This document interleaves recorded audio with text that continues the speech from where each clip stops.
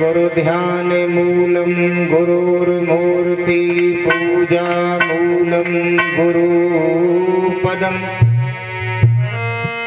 मंत्र मूलम गुरुर्वाक्यम मोक्ष मूलम गुरु कृपा। एक बार प्रेम से बोलेंगे गुरुदेव भगवान की।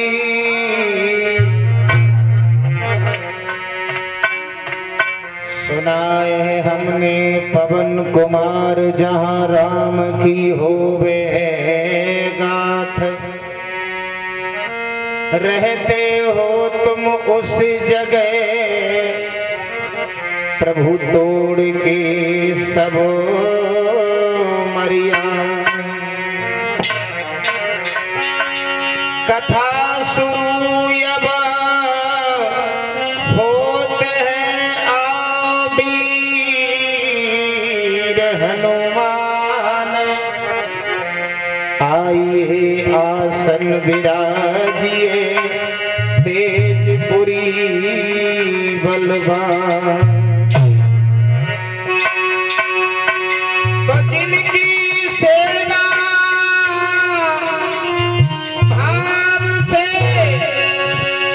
ऋणी रहे श्री राम, ऐसे राम के भक्त को मेरा कोटि कोट प्रणाम। बोलिए हनुमान जी महाराज की। बोलिए भागवत महापुराण की। मुद मंगलमय संत समाज भगवान के पावन दरबार में बैठे हुए हमारे पिता तुल्य बुजुर्ग, अर्चनीय वंदनीय परम पूज्य हमारे संत भगवान, पावन दरबार में बैठे हुए बाहर से आए हुए हमारे प्रिय भक्तगण, सीता अनसुईया के समान इस भूमि को पवित्र करने वाली हमारी माताएं एवं बहनाएं, आज भगवान की कथा का परिचय जी ये पंचम दिवस व्यतीत होने को जा रहा है।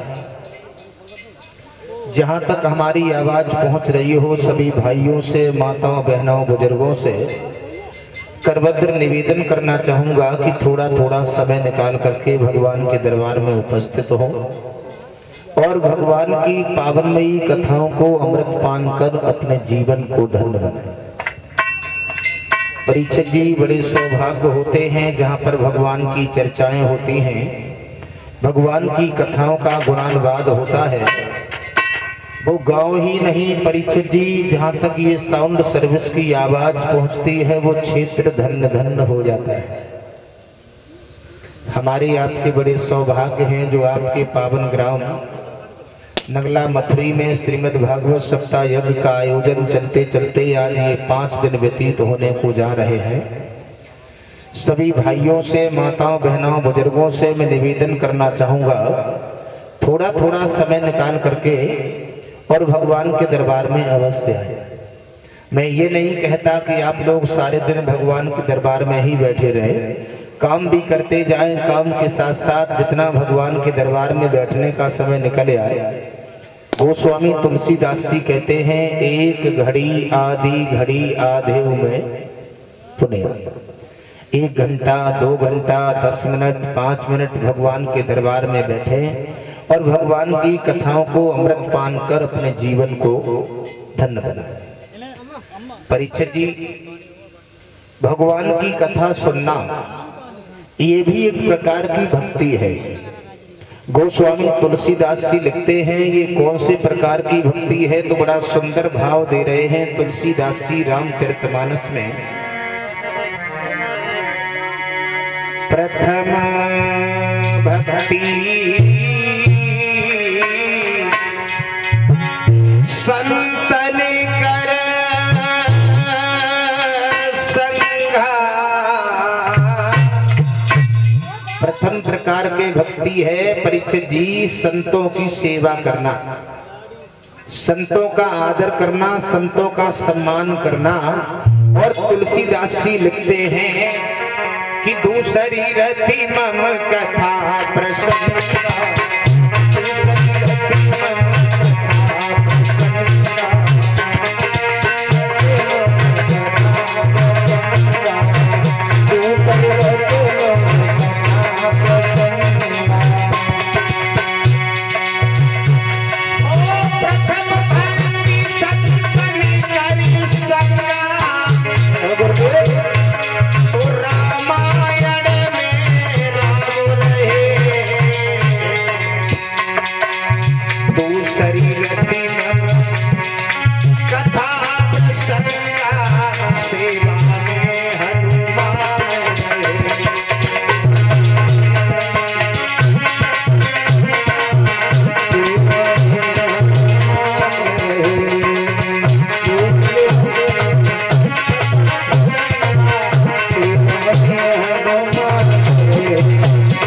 गोस्वामी जी लिखते हैं कि प्रथम भक्ति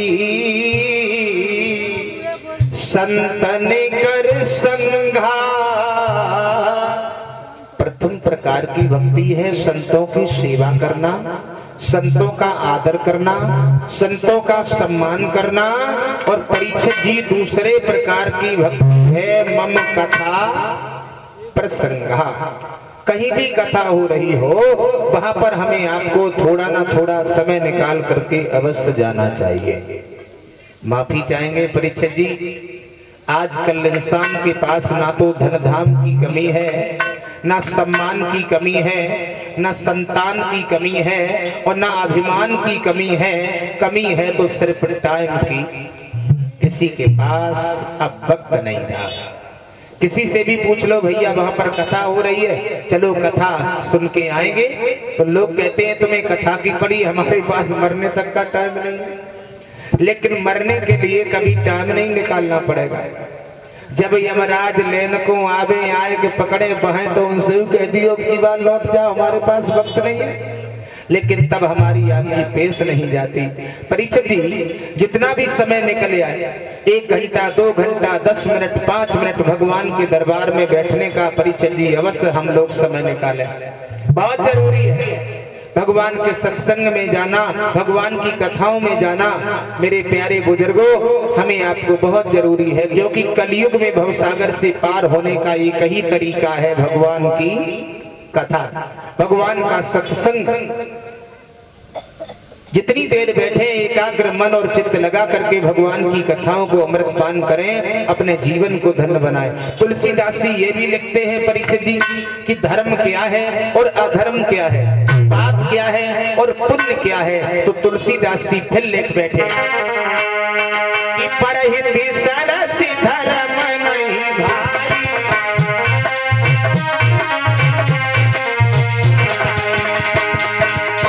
परहित सरस धर्म नहीं भाई,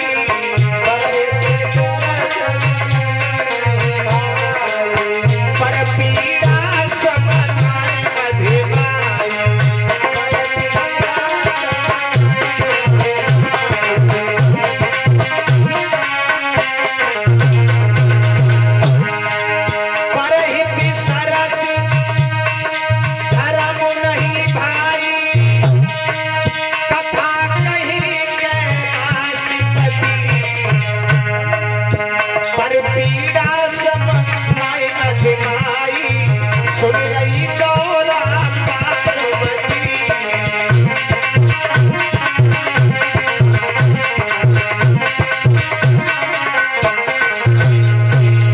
तुलसीदास जी लिख बैठे सबसे बड़ा पाप और सबसे बड़ी पुण्य के बारे में कि परहित सरस, पराये हित में जीना।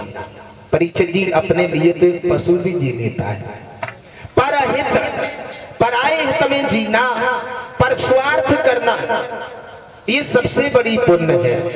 पर पीड़ा, बिना मतलब के किसी को कष्ट पहुंचाना, बिना मतलब के किसी को दुख देना, बिना मतलब के परीक्षित जी किसी को हानि पहुंचाना, ऐसी वाणी बोलिए मेरे मुखार बिंद से सज्जनों, ऐसा कोई शब्द ना निकल जाए जिससे दूसरों को कष्ट हो। अरे मेरे हाथों से ऐसा कोई कार्य ना हो जाए जिससे हमारे बुजुर्गों को कष्ट हो। मेरी वाणी से ऐसा कोई शब्द ना निकल जाए जिससे हमारी वाणी से हमारे बुजुर्गों को मुसीबत हो, हमारे बुजुर्गों को दुख सहन करना पड़े। परीक्षित जी, पर पीड़ा, बिना मतलब के किसी को कष्ट पहुंचाना ये सबसे बड़ा पाप है। और इस शरीर से किसी की मदद करना, इंसान होने के नाते इंसानियत बरतना, तो परीक्षित ये सबसे बड़ी पुण्य है। एक बात बता रहा हूं, अगर हम आप मानव योनि लेकर के पवित्र भूमि पर आए हैं तो हमारे आपके अंदर मानवता होनी चाहिए। और जिस इंसान के अंदर इंसानियत नहीं है तो वह इंसान नहीं, एक पशु के समान हो जाता है। एक सत्य घटना में आपको बता रहा हूं। एक हाईवे के किनारे परीक्षित जी खेती चली गई हाईवे में, तो पैसा ज्यादा मिल गया। हमारे यहाँ की बात है, तो परीक्षित जी जब पैसा ज्यादा मिल गया तो बढ़िया कुर्ता बढ़िया पाजामा सिलाया, नेताजी बन गए। और उसी हाईवे के किनारे पर वहीं पर मकान था, वहीं एक मटका रख लिया पानी पीने पिलाने के लिए। नेताजी वहीं पर बैठे हैं। तो परीक्षित जी एक हाईवे से गरीब आदमी उतरा, उसने कहा नेताजी, बोले हाँ, बोले पानी पिला दो, प्यासों के मारे दम घुट रहा है। तो नेताजी बोले हम तुझे पानी पिलाने वाले दिखते हैं, कोई इंसान आ जाए थोड़ी देर वेट करो। तो गरीब आदमी 1 घंटा बोला, 1 घंटे के बाद बोला भैया अब तो मरे ही जा रहे हैं, अब तो पानी आप ही पिला दो, इंसान कोई नहीं आएगा। नेताजी बोले रुक जा, कोई इंसान आ जाए। तो गरीब आदमी बोला नेताजी हम तो मरे ही जा रहे हैं, थोड़ी देर के लिए इंसान आप ही बन जाओ, थोड़ी देर के लिए इंसान आप ही बन जाओ। तो नेताजी बोले हम इंसान नहीं है। गरीब आदमी बोला साहब आप इंसान होते तो पानी हमें पिला देते, आप इंसान नहीं, आप तो हैवान हो। तो कहने का मतलब हमारा ये है, अगर हम आप इंसान हैं परीक्षित जी, तो हमारे आपके अंदर इंसानियत होना बहुत जरूरी है। तुलसीदास जी लिखते हैं परहित सरस धर्म नहीं भाई, पर पीड़ा समनाए अधमाई। संसार में आने के बाद परीक्षित जी एक बात याद रखना मेरे प्यारे भक्तों, लगा सको तो बाग लगा, पर आग लगाना ना सीखो।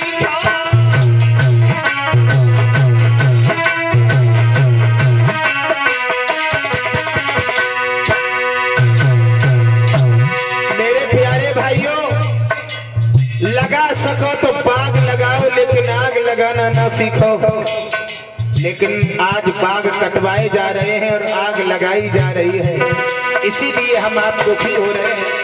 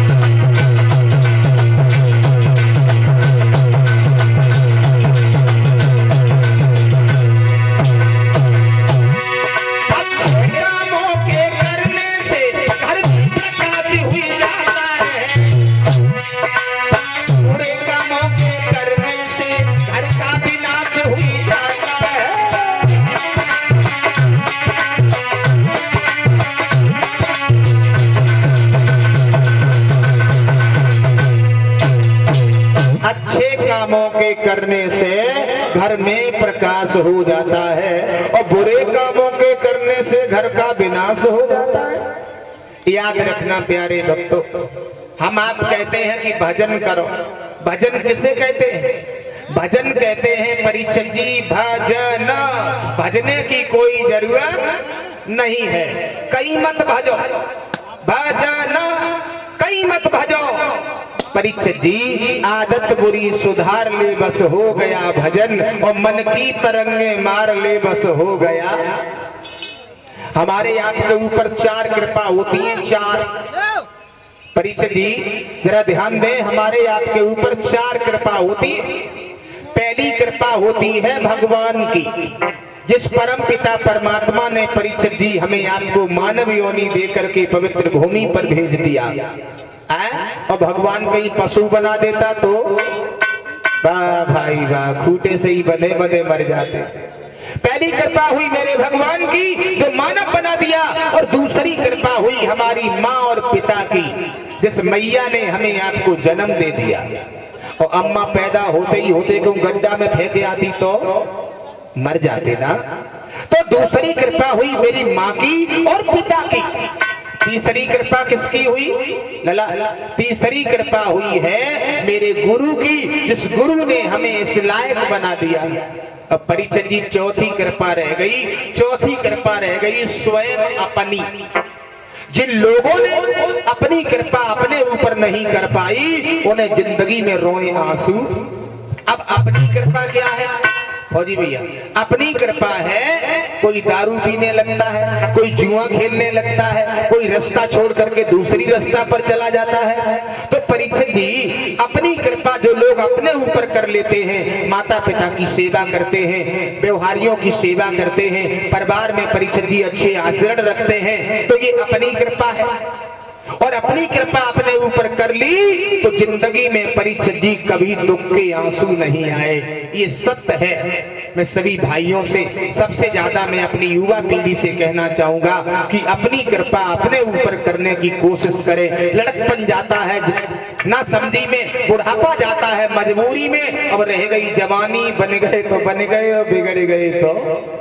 और एक बार अगर रेल पटरी से उतर गई तो चढ़ने में परीक्षित जी बड़ी मुसीबत होती है। मेरे भाइयों, भगवान की कथाएं शिक्षा देती हैं कि अच्छे मार्ग पर चलो, अपने माता पिता का नाम रोशन करो, ये पुत्र का धर्म होता है। आइए कोई कार्य शुरू करने से पहले 2 मिनट भगवान के चरणों में भगवान की वंदना। आगे हम भी आपको सूर्यवंश की कथा में जोड़ेंगे, किस प्रकार से भगवान श्री राम का अवतार भूमि पर हुआ। तो धीरे हुई हमारी माँ और पिता की, जिस मैया ने हमें आपको जन्म दे दिया। और अम्मा पैदा होते ही होते क्यों गड्ढा में फेंके आती तो मर जाते ना। तो दूसरी कृपा हुई मेरी माँ की और पिता की।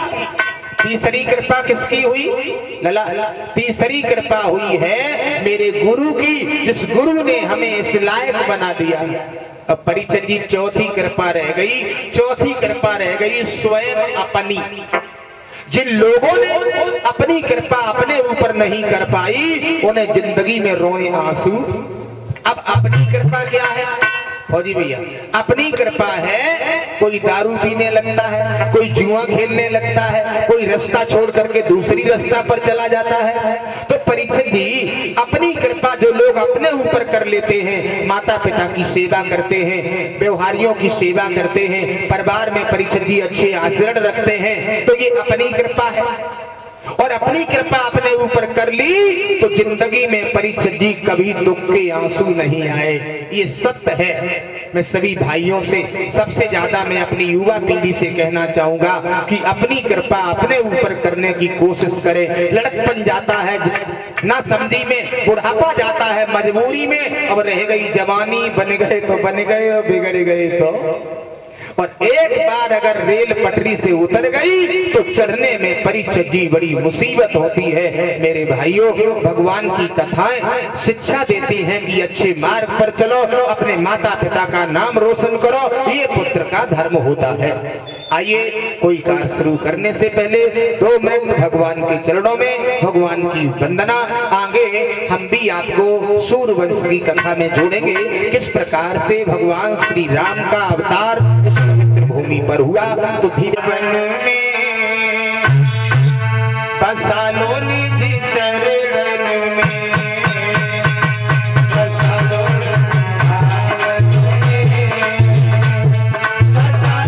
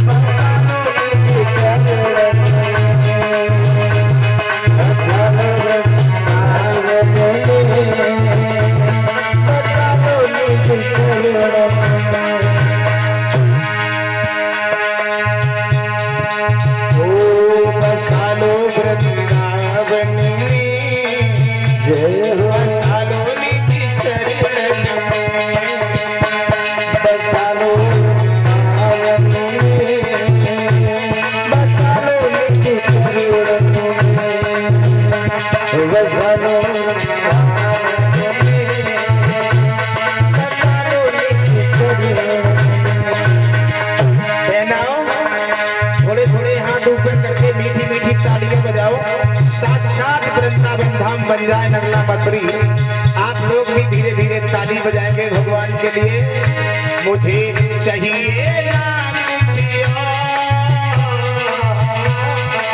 और, वो मुझे चाहिए ना कुछ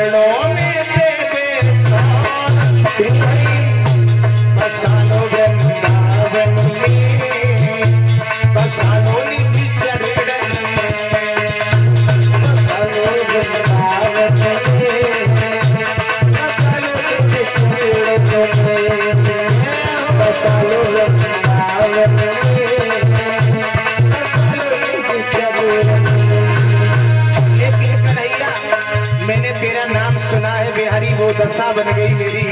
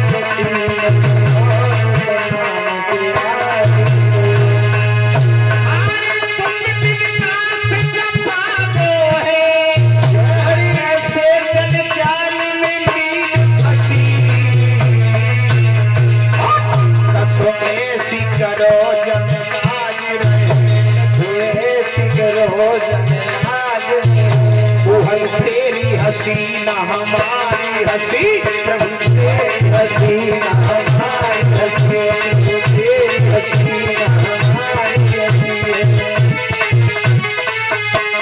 तेरी हसीना हमारी हसी है। बोलिए भक्त और भगवान की एक बार जोर से।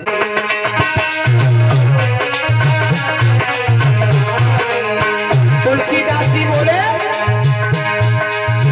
जब जब होई धर्म की हानि,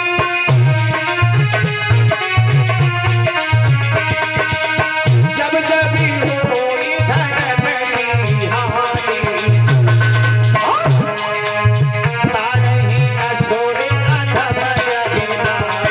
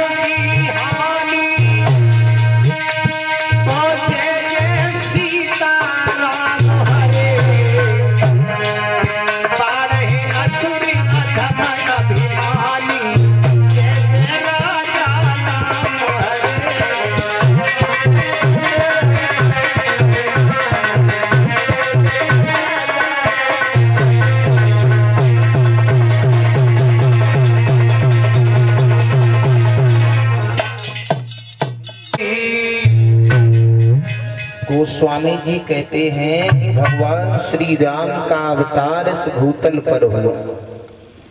परीक्षित जी बोले, काय को भगवान श्री राम का अवतार हुआ?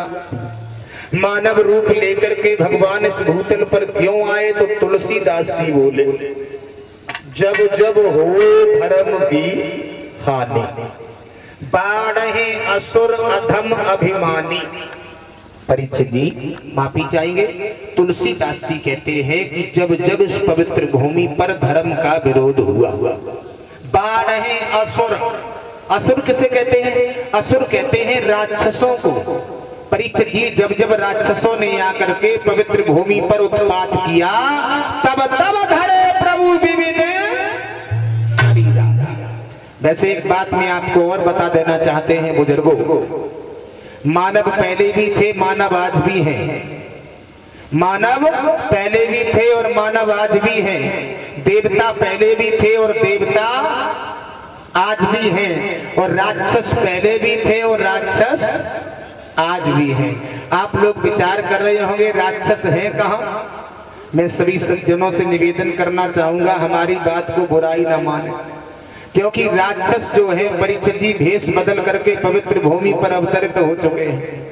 पंडाल में ऐसे भक्त कोई बैठे हों जो कभी कभी दारू पी लेते हों। वैसे ये गांव तो हमें बहुत अच्छा लगा, कोई दारू पीने की बात छोड़ो, देखता भी नहीं, बहुत अच्छे लोग। और मैं तो यही रुकता हूँ, रोज देखता रहता हूँ, कोई हकीकत में कोई दारू नहीं पीता। और माफी चाहेंगे, पंडाल में बैठे हुए हमारे सभी भाई बंधु ध्यान दें, कोई पीता भी नहीं है और कोई पीने की कोशिश भी ना करे, क्योंकि दारू और बुद्धि में बैर होता है। दारू अंदर और बुद्धि बाहर, दारू अंदर गई और बुद्धि बाहर आई। माफी चाहेंगे भक्तों, दारू और बुद्धि में बैर होता है। आप लोगों ने देखा होगा, अगर कोई बैठे हो तो माफी चाहेंगे, क्योंकि दारू स्वास्थ्य के लिए बड़ी हानिकारक है। पहली हानि तो ये है कि दारू पीने से समाज में सम्मान नहीं मिलता। दूसरी हानि ये है कि दारू पीने के बाद घर में गृह कलेश बना रहता है। दारू पीने के बाद में परीक्षित जी सारा शरीर बर्बाद हो जाता है। दारू कभी नहीं पीना मेरे प्यारे। अरे दारू नहीं पीना, मांस का भक्षण नहीं करना। अरे हम आपसे अच्छा तो एक पशु है। घास खाने वाली गाय कभी मांस नहीं खाएगी, मांस खाने वाला शेर कभी घास नहीं खाएगा। लेकिन बारे मानव मांसऊ खाए जाए और घासऊ खाए जाए, समझाओ तो तुम्हारी खोपड़ियों खाए जाए। वाह भाई, मांस नहीं खाना प्यारे। याद रखना मेरे प्यारे भक्तजनों, दारू का सेवन नहीं करना, मांस का भक्षण नहीं करना, ये मानवता का धर्म है, ये मानव का धर्म है। माफी चाहेंगे भक्तों, गोस्वामी तुलसीदास जी कहते हैं कि भगवान का आना इसलिए हुआ पवित्र भूमि पर जब जब राक्षसों ने आकर के उत्पात किया। दूसरा विद्वान कहता है कि भगवान इसलिए नहीं आए, किस लिए आए? जरा गौर करें सभी लोग कि नारद श्राप दीने एक बार, आवाज लगाई, बोले भगवान इसलिए नहीं आए, भगवान इसलिए आए कि नारद ने एक बार नारायण को श्राप दे दिया था। परीक्षित जी उठ करके खड़े हो गए और बोले ये कथा हमें बड़े विस्तार से श्रवण कराओ कि नारद ने नारायण को श्राप क्यों दे दिया, कब दे दिया और काहे को दे दिया। परीक्षित जी को सुखदेव जी समझाने लगे, राजन परीक्षित, एक बार नारद ने हिमालय पर्वत पर परीक्षित जी तपस्या की है और इतनी कठिन तपस्या की कि नारद के शरीर के ऊपर मिट्टी का ढेर जमा हो गया। चींटी इस कान से प्रवेश होती है, इस कान से नारद के निकल जाती है। हजारों वर्ष तक परीक्षित जी नारद समाधि लगाए रहे। इंद्र का इंद्रासन जो है वो हिलने लगा। इंद्र ने सोचा अगर नारद तपस्या में पूर्ण हो गए तो हमारी गद्दी गई। इंद्र ने परीक्षित जी नारद की तपस्या को डिगाने के लिए कामदेव को बुलाया। कामदेव कहिए महाराज इधर आओ। क्या करें? मेरी आज्ञा का पालन करो। कहाँ जाएं? नारद की तपस्या को डिगा के आओ, समझ गए? कामदेव बोला माफ करना, नारद की तपस्या हम अकेले नहीं जगा पाएंगे। जाओ अप्सराओं को ले जाओ, गंधर्वों को ले जाओ, बाजा बजाना, अप्सराएं नाचेगी और तुम नारद की तपस्या को डिगा देना। समझ गए? कामदेव बोला महाराज जैसी आपकी आज्ञा। परीक्षित जी कामदेव जो है नारद की तपस्या को डिगाने के लिए वन की ओर जा रहा है। हाँ भाई लला कि महाराज कहने से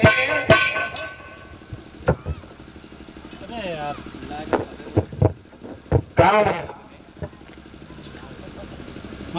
इंद्र के कहने पे कि महाराज कहने से और सारी लीला दिखला डाली।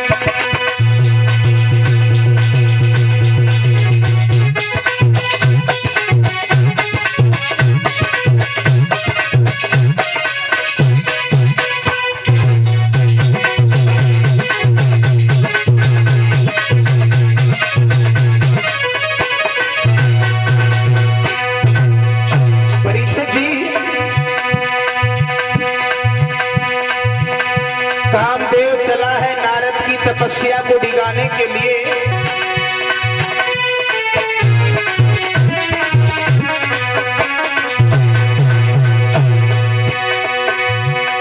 महाराज इंद्र के सारी लीला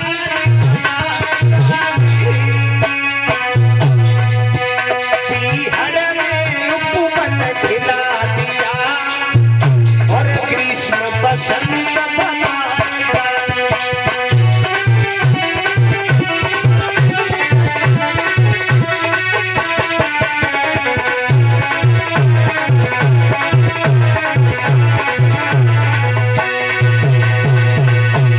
कामदेव ने परीक्षित जी बिहड़ में उपवन खिला दिया, ग्रीष्म ऋतु बना डाली, गंधर्व बाजा बजा रहे हैं, अप्सराएं नाच रही हैं। वाह भाई वाह।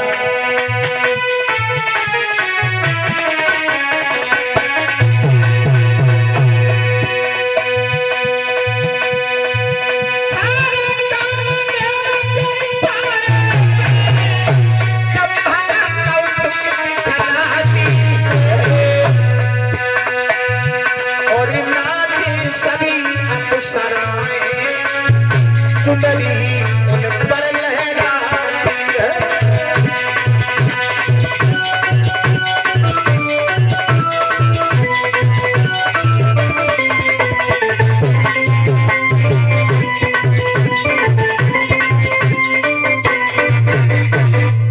परीक्षित जी नारद बाबा की तपस्या को डिगाने के लिए कामदेव जो है नारद के ऊपर असर डाल रहा है। वाह भाई वाह।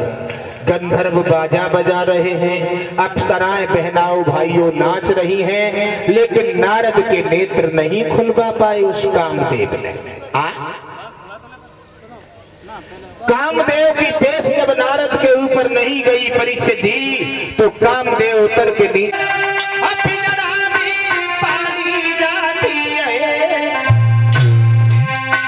बकरी जो में करती है वो गले छुरी चलवाती है।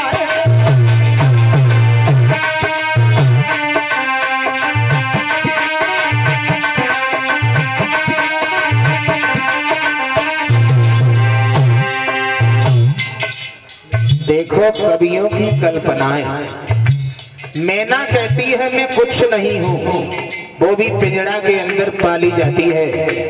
और बकरी क्या कहती है? क्यों? मैं उसके गर्दन पर छुरी रखी जाती है। जरा गौर करें, वही बकरी जो मैं कहती थी वो अंत में क्या कहेगी, वो जरा गौर करें। कवियों की कल्पना है।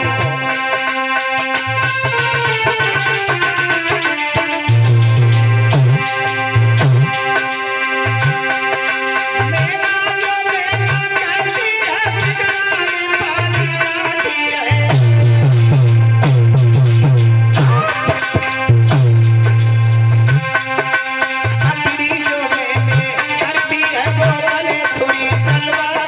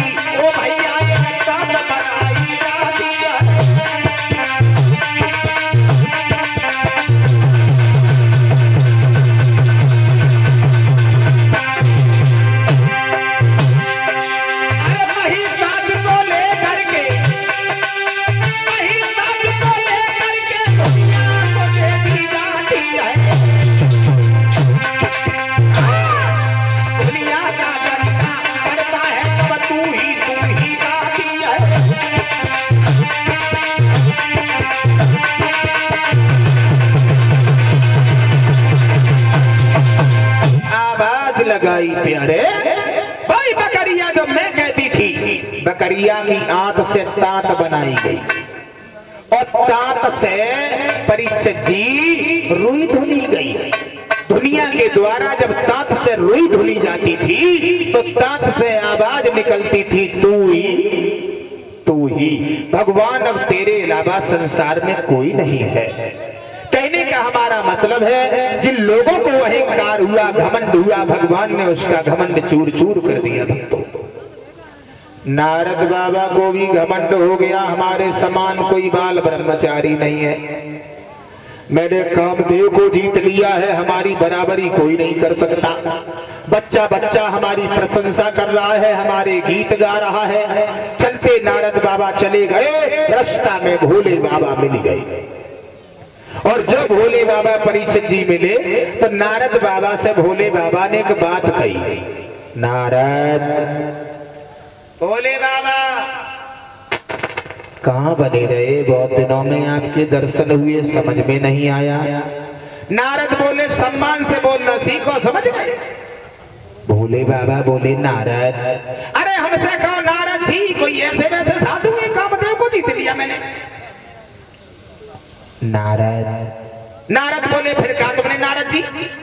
अरे हमसे कहो नारद जी। नारद जी, अब ठीक बोले, ऐसे ही बोला करो, समझ गए, हमारी बराबरी कोई नहीं कर सकता। भोले बाबा बोले, नारद जी तुम्हें घमंड हो गया। नारद बोले, क्यों घमंड नहीं होगा, कोई ऐसे वैसे साधु है, कामदेव को जीत लिया, अब सराय गीत गाती रही। वाह भाई वाह।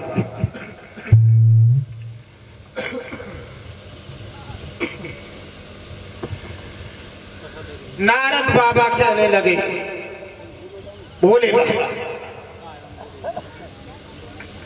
हमें घमंड हुआ और इसलिए घमंड हुआ कि हमने कामदेव को जीत लिया। भोले बाबा बोले, देखो नारद जी, ये घमंड भरे शब्द तुमने हमसे तो कह दिए, नारायण से नहीं कहना, समझ गए। नारद बाबा बोले, हम नारायण से क्यों नहीं कहेंगे, जरूर कहेंगे और अभी जाकर के कहेंगे, लेकिन भगवान हमारा क्या बिगाड़ ले। वाह भाई वाह। नारद बाबा पहुंच गए नारायण के पास। माताओं बहनाओ, हरस मिले उठ रमान केता और बैठे आसन ऋषि समेता। नारायण भगवान ने परीक्षित जी नारद बाबा को उच्च आसन पर बैठाला और एक बात कही, नारद, बहुत दिनों में तुम्हारा आना हुआ, हमने सुना है तुमने कामदेव को जीत लिया। नारद बाबा चिल्लाने लगे, भगवान नारायण, हमने कामदेव को जीता है, बच्चा बच्चा हमारी प्रशंसा करता है, हमारी बराबरी तुम भी नहीं कर पाओगे, समझ गए। परीक्षित जी नारद बाबा को भोले बाबा ने बहुत समझाओ, हतो कि नारायण से मत कहिए। शिव जी ने उनको मना किया, नारद ने ना कोई ध्यान दिया।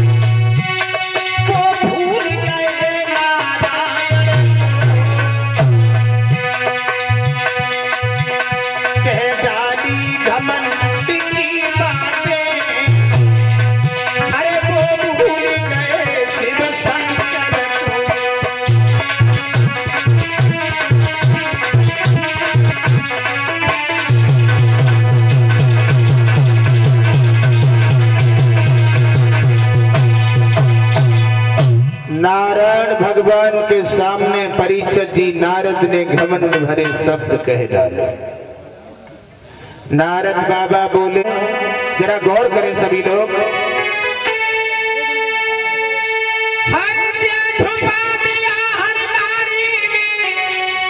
जो नहीं देखने में आता पीठू और नारी के आगे शूरवीर बलवान तलक झुक जाता।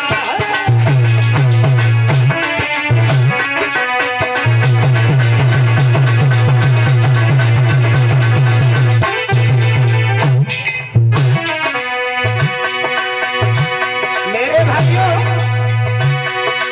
या छुपा दिया हर नारी में जो नहीं देखने में आता नारी के आगे शूरवीर बलवान तलक झुक जाता।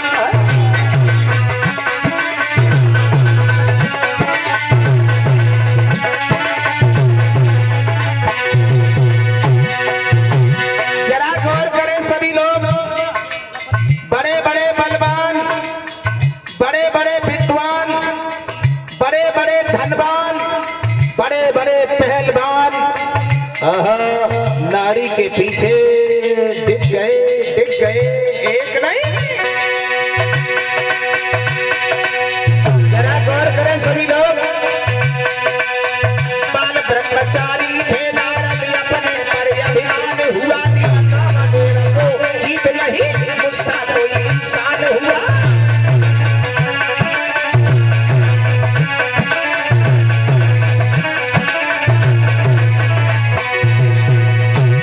प्यारे भक्तों, ये बाल ब्रह्मचारी थे नारद अपने पर अभिमान हुआ, या कामदेव को जीत नहीं गुस्सा कोई इंसान हुआ।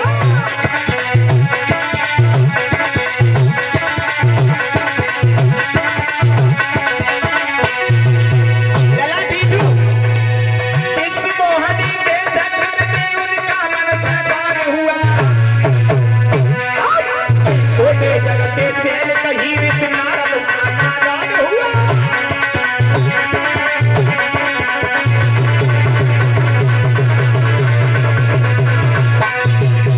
अरे हमारी आपकी बात छोड़ो, बड़े बड़े विद्वान, बड़े बड़े ऋषि, बड़े बड़े पहलवान, बड़े बड़े धनवान, नारद बाबा ने विश्वमोहिनी के पीछे परीक्षित जी सर्वस्व खो दिया। सोचने लगे हम साधु बन के नहीं जिएंगे, शादी करेंगे तो विश्वमोहिनी से करेंगे। लेकिन वही विश्वमोहिनी ने क्या किया,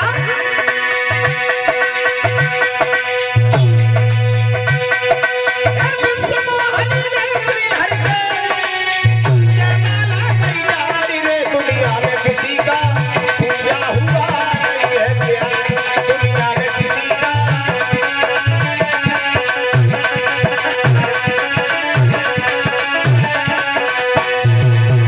परम पूज्य गुरु ब्रजेश कुमार शास्त्री जी गाया करते थे कि प्यार अधूरा रहा कभी पूरा नहीं हुआ।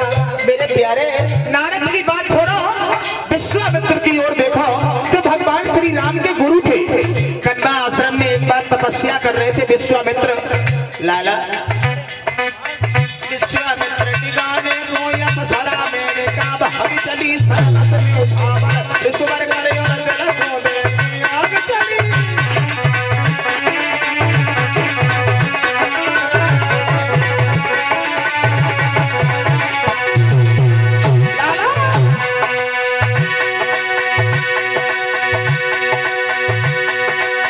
विश्वामित्र निगाहे रोया सरा मेरे का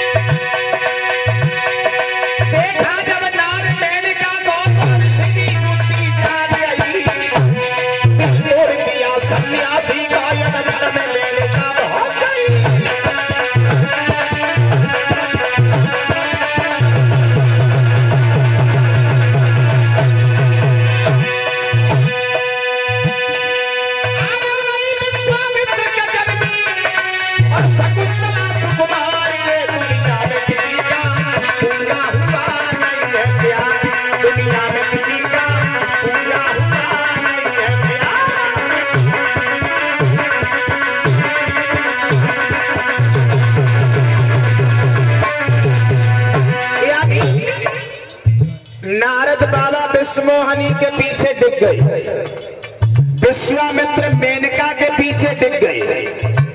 जिन विश्वामित्र ने मेनका के पीछे तपस्या छोड़ दी, उन्हीं मेनका के गर्भ से एक शकुंतला नाम की लड़की हुई। वाह भाई वाह, दुष्यंत ने देखी शकुंतला तो धीरज दिल का छूट गया, लड़की का जो महाराजा को लूट गया।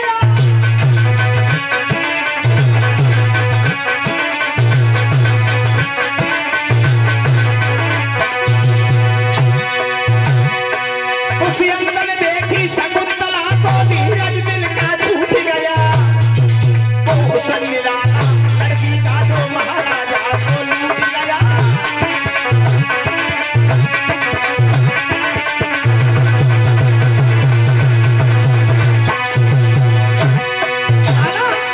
अपना करनार शकुंतला को धीरज दिल का छूट गया। हुसन में लड़की के साथ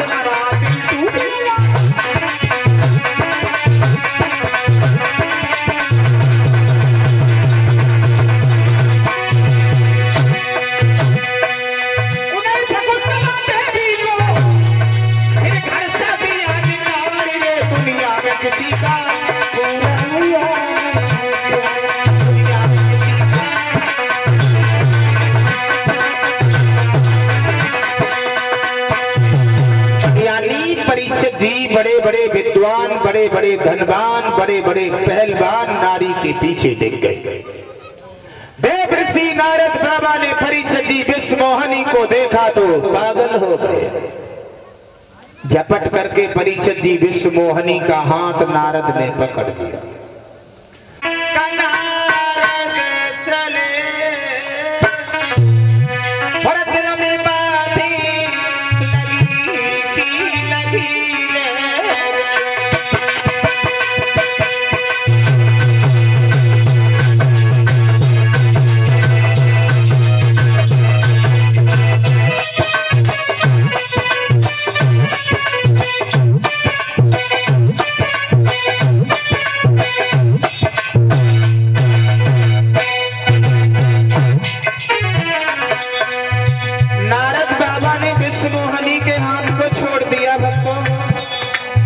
सोचने लगे हम साधु बन के नहीं जिएंगे, शादी करेंगे। शादी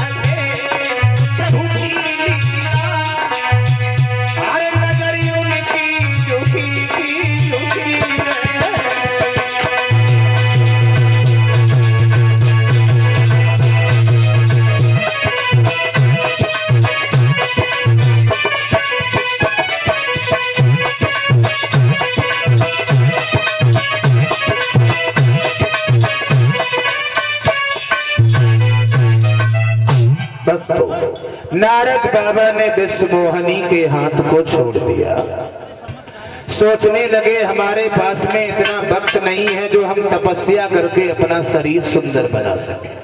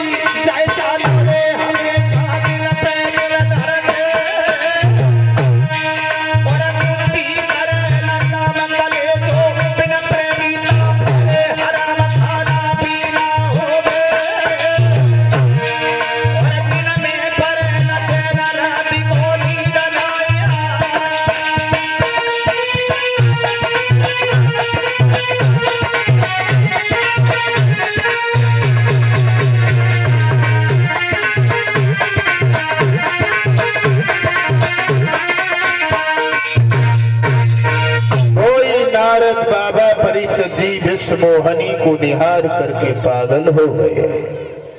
सोचने लगे अब करें तो करें क्या, जाएं तो जाएं कहां, इतना वक्त नहीं है जो तपस्या करके हम शरीर सुंदर बना सके। भगवान नारायण से हमने अब शब्द कह दिए, वो भी हमारी बड़ाई करेंगे नहीं, हमारी मदद नहीं करेंगे। जब जान लिया मजबूरी और लाचारी में, श्री नारायण का ध्यान किया। अंत में नारद ने नारायण को याद किया है, और जो नारायण बाबा को याद किया, नारायण भगवान आके प्रकट हो गए। कहा नारद, कैसा याद किया तुमने हमें? नारद बोले, भगवान जी बोलो ना। हम तो शाम सुबह तुम्हें ही तो याद करते रहते हैं। क्या कह रहे हो? हाँ हाँ हम सही कह रहे हैं। कोई मुसीबत है क्या? नारद बोले, हाँ हम साधु बन के अब नहीं जी पाएंगे। रो नहीं, कैसे जियोगे? शादी करेंगे। शादी कैसे करोगे? शादी किसके साथ करोगे? हाँ मैंने लड़की देख रखी है। मतलब विश्व मोहनी के साथ शादी करेंगे भगवान जी। हम क्या करें? तुम कुछ भी ना करो, हमें सुंदर बना दो। क्या कहा? हाँ थोड़ी देर के लिए हमें हरि का रूप दे दो। भगवान बोले, बहुत सुंदर बात। हरि मीस होता है भगवान, हरि मीस बंदर। भगवान ने परीक्षित जी नारद का शरीर तो सुंदर बना दिया, लेकिन चेहरा बंदर का लगा दिया। भाई वाह! परीक्षित जी नारद के शरीर के ऊपर चेहरा बंदर का लगा हुआ है। नारद बाबा ने अपना शरीर देखा तो परीक्षित जी जवान हो गए। भगवान जी को प्रणाम किया, प्रभु अब हम शादी करने को जा रहे हैं, शादी करके ही लाएंगे, खाली हाथ नहीं आएंगे, आएंगे तो विदा करा के ही लाएंगे। समझ गए? चलते परीक्षित जी चलते चले जा रहे हैं। रास्ते में परीक्षित जी भोले बाबा के गढ़ मिल गए, वो भी साथ में चल दिए। पहुंच गए जहां पर विश्व मोहनी का स्वयंवर हो रहा है। कुर्सी उठाई और सबसे आगे ही बैठ गई। बोले निकले तो मैं सत्य सुंदर हम हैं। विश्व मोहनी देखेगी, जयमाला डालेगी, नारद पे आओ करके धीरे से निकल जाएगी। समझ परीक्षित जी, बड़े बड़े राजा महाराजा बैठे, भगवान नारायण भी भेष छुपा करके पीछे बैठे हैं। अब नारद बाबा के पास में भोले बाबा के दो गढ़ बने हुए हैं, खड़े हुए हैं। अब नारद बाबा कहने लगे दोनों गढ़ों से, इधर देखो, अब हमारी शादी होगी, कोई नहीं रोक पाएगा। बोले अब तो बनी है बाबा और हमारी घरनी, अब तो बनी है बाबा।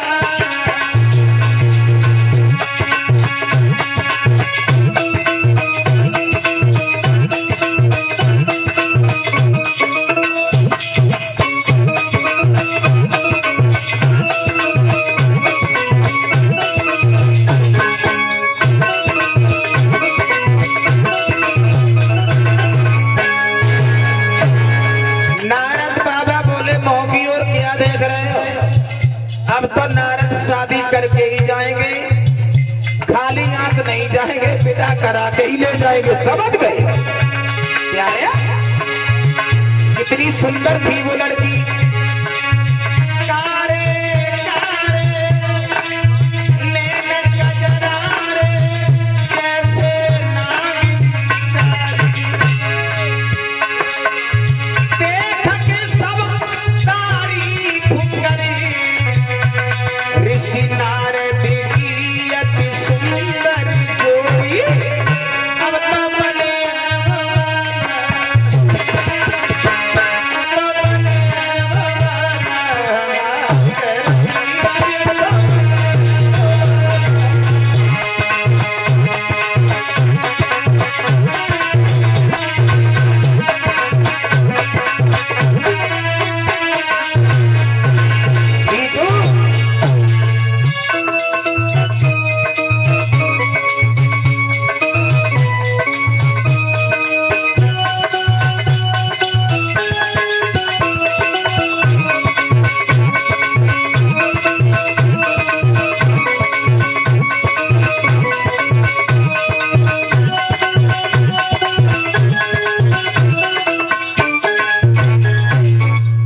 परीक्षित जी भोले बाबा के गढ़ घूम रहे हैं ब्राह्मण बन के। नारद बाबा के चेहरे की ओर देखा तो बुरी तरह से दोनों गढ़ हंसने लगे।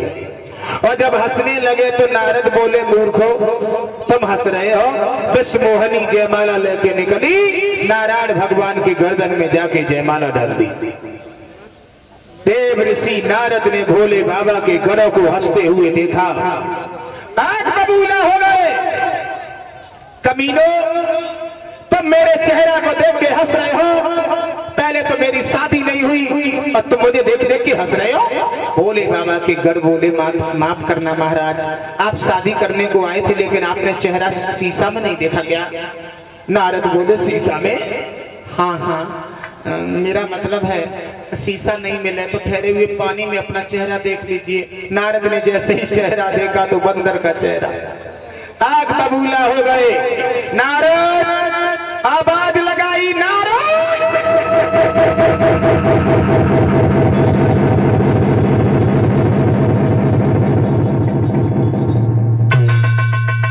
नारायण भगवान, तुमने ये अच्छा नहीं किया। जिंदगी में पहली बार हमने शादी करने का प्लान बनाया था, वो तुमने बंदर का चेहरा लगा दिया। समुद्र मंथन हुआ था, लक्ष्मी जी निकली थी लेके चुप्पा भाग गए। भोले बाबा को जहर दे दिया था। नारायण, तुम भी नारद के चक्कर में पड़े हो। मैं भी तुम्हें श्राप देता हूं। जिस नारी के पीछे हम रो रहे हैं, एक समय वो आएगा जो नारी के पीछे तुम भी रोओगे। तुम बानर का चेहरा जो तुमने हमारे लगाया है, ये बानर सेना तुम्हारे काम में आएगी। ये नारद का श्राप है।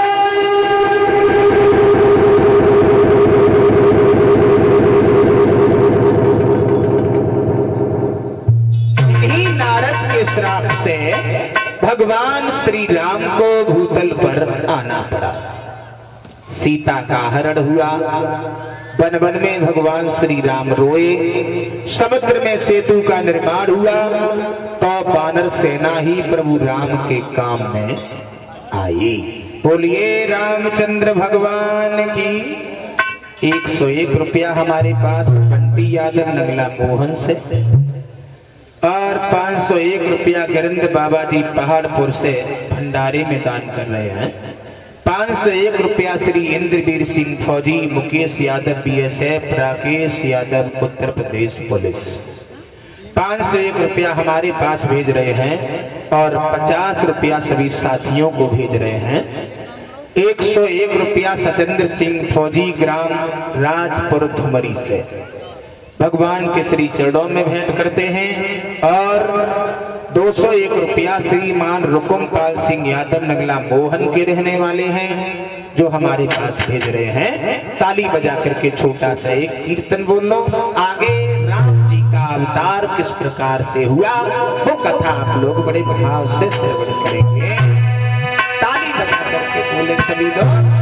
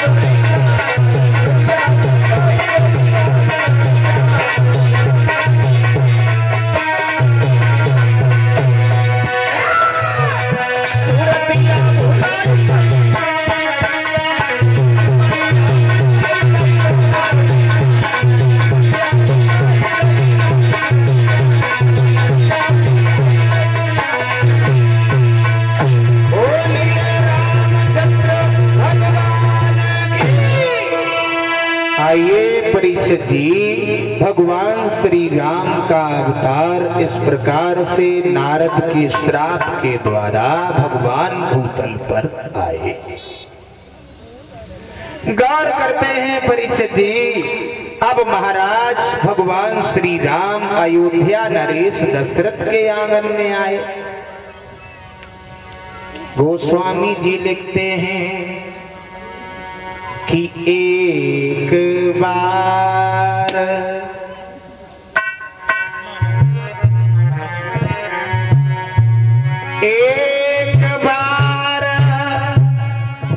दशरथ मन माही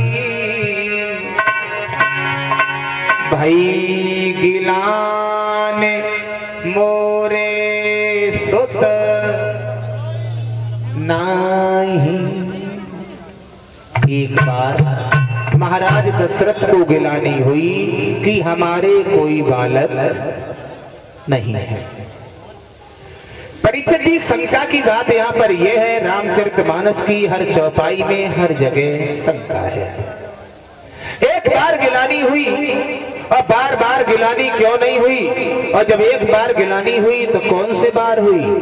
तो गोस्वामी तुलसीदास जी लिखते हैं, एक बार दशरथ महाराज एक हिरण का पीछा कर रहे थे, बाण मार रहे हैं दशरथ महाराज उस हिरण के बाण नहीं लग रहा है, बाण परीक्षित जी मार रहे हैं दशरथ, लेकिन बाण लग नहीं रहा है।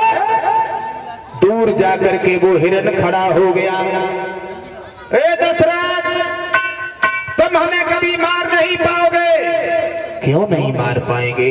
हमें ब्रह्मा जी के द्वारा वरदान मिला है, अरे जिन राजा के सुति ना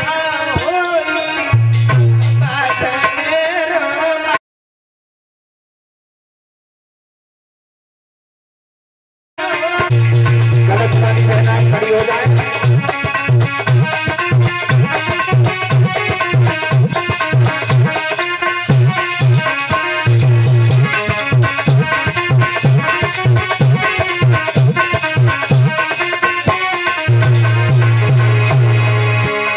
वो हिरण बोला,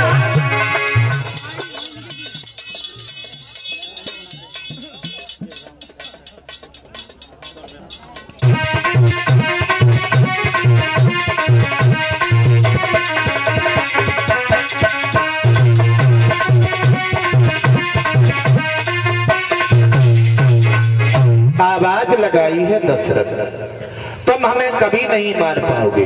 ब्रह्मा जी के द्वारा हमें वरदान मिला है कि जिन राजा के सुतना होई और बासे मेरो मरण ना होई। हमें निर्वंशिया राजा कभी मार नहीं सकता।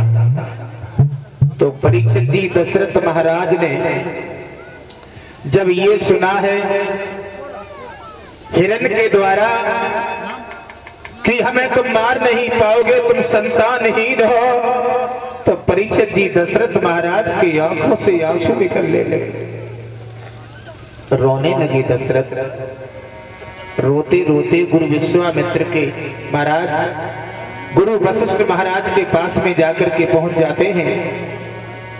गुरु जी के चरणों को पकड़ लिया है महाराज दशरथ ने और रो करके जवाब दिया है, गुरुदेव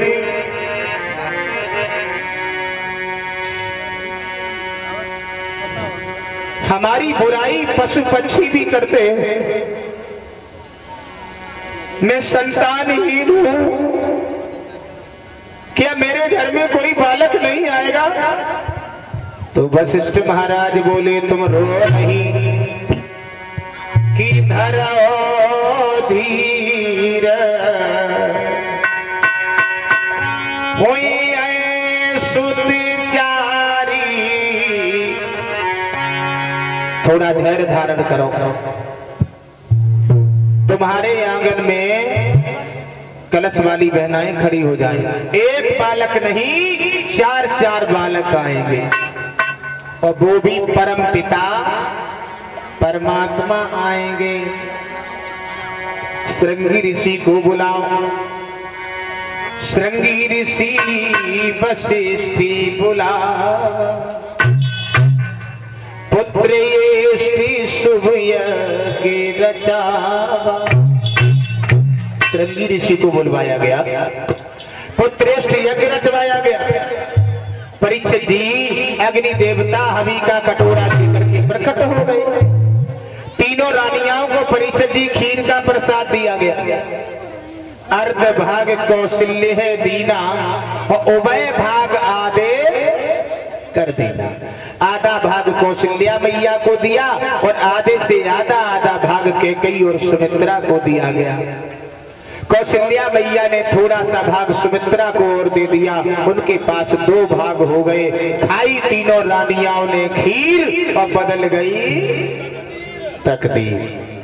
तीनों रानियाओं ने खीर का प्रसाद ग्रहण करने के बाद परीक्षित जी विद्वानों का मत ये है, तुलसीदास जी लिखते हैं जब भगवान श्री राम का अवतार हुआ था तो वो कौन सा समय था, जरा गौर करें सभी लोग। कि नौमी तिथि मधुमास पूर्णिमा,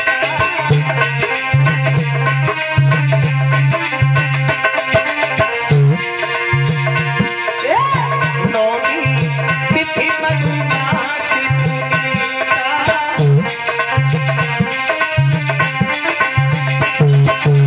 शुक्ल पक्षिया बनती हरि सीता सीता राम जी की जय, ओ राजा राम जी की जय, सीता राम जी की जय।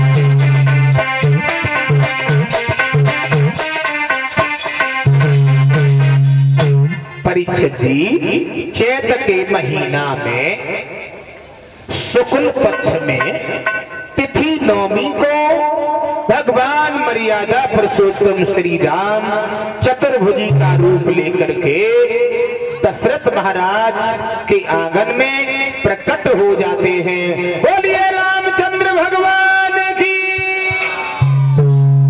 एक एक दिन के अंतर से चारों भाइयों का परीक्षित जी अवतार होता है। अयोध्या में अपार खुशियां हैं। सब लोग माताएं बहनाएं जो हैं परीक्षित जी मैया कौशल्या के आंगन में बधाई डालती हैं। जो माताएं बधाई डालना चाहें 2 मिनट खड़ी होकर के और भगवान के अवतार की खुशी में बधाई डाल सकती हैं। तो ताली बजा कर को बोले सब लोग। अरे दशरथ राम भगवान अयोध्या फूल न छाई रही। दशरथ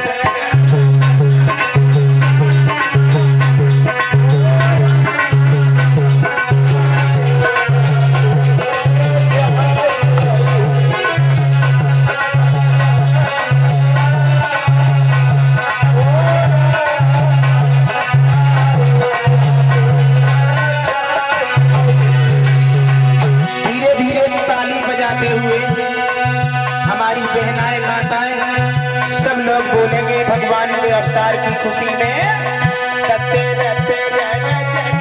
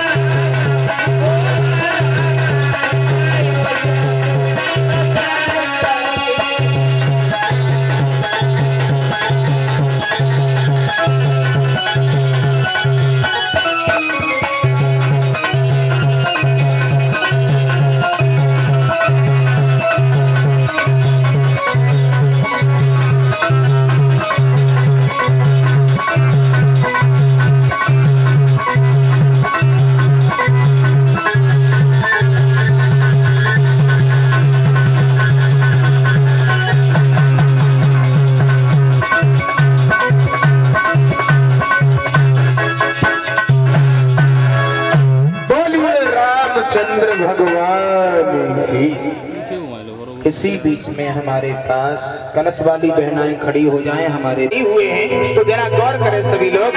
एक गान है कि बारे जे वो बारे बे बारे जे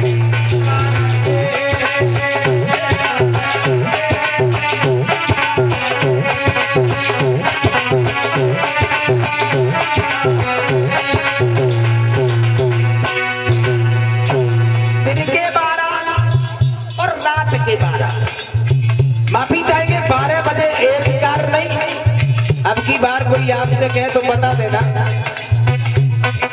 रामचंद्र का जन्म हुआ था मजेठ में रामचंद्र जी आए, कब आए? मध्य यानी दिन के 12 बजे का समय था। रामचंद्र का जन्म हुआ था मजेठ श्री कृष्ण का जन्म हुआ था तब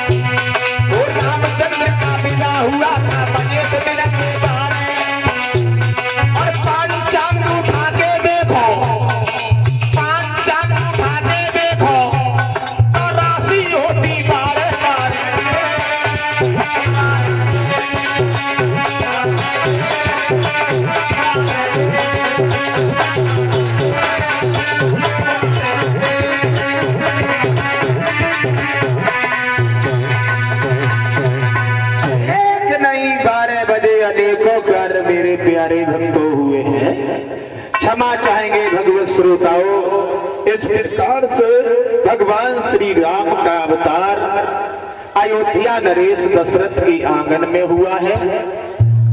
चारों भाइयों का नामकरण संस्कार करवाया गया। नाम रखा गया है राम, लक्ष्मण, भरत और शत्रुघ्न। अब आप लोग कन्हैया के अवतार की कथा श्रवण करेंगे। भगवान श्री कृष्ण का अवतार मथुरा